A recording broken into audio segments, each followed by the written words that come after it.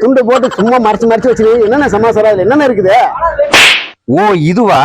இது முருங்கைக்காய்ப்பா. இது கொஞ்சம் முக்கியமான சமாச்சாரம். இது அதனால கொஞ்சம் பத்திரப்படுத்தி வைக்கிறதா இருக்குது. வழி வண்டாரமெல்லாம் சீப்பத்து கிடக்குது, இதை போய் மூடி மூடி வச்சுன்னு முக்கியமான சமாசாரம்ன்ற. இது நம்ம ஊர்ல விளைஞ்ச முருங்கைக்காயிலப்பா. அமெரிக்காவுல 6 மாசம் ஆச்சு நான் இதை வாங்குறதுக்காக. இது ஏகப்பட்ட சமாச்சாரம். உங்களுக்கு தெரியாது? இது என்னது முக்கியமான சமாசாரமா? ஒரு மாத்திரை சாப்பிட்டா 2-3 நோயை கூட குணப்படுத்தும். ஆனா அந்த முருங்கைக்காய் ஒவ்வொரு நாளைக்கும் ஒரு நோயை குணப்படுத்தும். அவ்வளவு விசேஷமானது இது. அப்படி என்னதான் இருக்குது அதுல சொல்லுங்க பாக்கலாம். திங்கக்கிழமை சாப்பிட்டுன்னு வச்சுக்கோங்க, வீட்டுக்கு போயிடும். அது செவ்வாய்க்கிழமை சாப்பிட்டுன்னு வச்சுக்கோய, ஆத்துக்கு கிட்னிக்கு ரொம்ப நல்லது. புதன்கிழமை சாப்பிட்டுன்னு வச்சுக்கோய, கல்லீரலுக்கு கடைக்கு நல்லதுப்பா.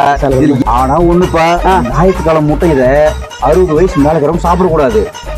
என்னது ஞாயிற்றுக்கிழமையா? அது என்ன புது கதையா இருக்குது?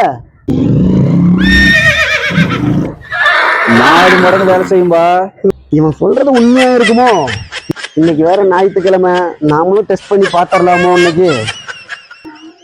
மாப்பிள்ளைங்களே, நீங்க சொல்றதெல்லாம் கேட்டுதான் இருந்தேன். என்னையும் விட்டுறாதீங்கப்பா. ஒண்ணுல ஒரு காயோட விலை 100 ரூபாய் ஆகுது. நீங்க என்ன விலை ஆனாலும் பரவாயில்லப்பா, 2 காய் கொடுங்கப்பா. இல்லப்பா, உங்களுக்கு 2. இந்த உங்களுக்கு 2.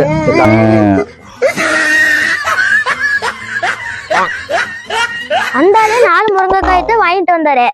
அதுல ஆளுக்கு 2 நீங்க எடுத்துக்கிட்டீங்க. இது வெளிநாட்டு காய், இதோட விலை 100 ரூபாய். உங்களுக்குலாம் தெரியாது, கிளம்புறா தம்பி. என்னது 100 ரூபாயா? நல்ல ஆளுங்க நீங்க. அந்த ஆளு என்கிட்ட சும்மா வாங்கிட்டு வந்தாரு.